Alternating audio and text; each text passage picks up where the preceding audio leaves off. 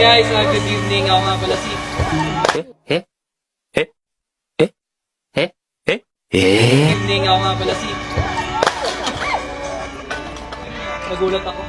Hi, kami nga pala ang Amandi at 10 taon na kaming magkakaibigan at ngayon nga ay sinimulan namin ang aming pangarap na makabuo ng banda. Hello, we are Amandi! At ang purpose lang ng video na to ay para officially na maipakilala sa inyo kung sino-sino nga ba ang miyembro ng Amandi. Syempre, ang kauna-unahan dyan ay ang aming frontman na si Alicia, isang optometrist na estudyante mula sa Dasma. Di ko alam guys kung tama yung pronunciation ko, pero ayun nga, kung gusto nyo magpa-check up ng mata soon, lalo na kapag sumasakit na yung mata nyo, kapag nakikita nyo silang may kasamang iba, ay pwedeng-pwede na nga yan kay Alicia. Sunod naman on drums, isang kusinero sa umaga at napakasipag naman na baterista sa gabi. Ito nga si Ageo na drummer din ni Jan Roa.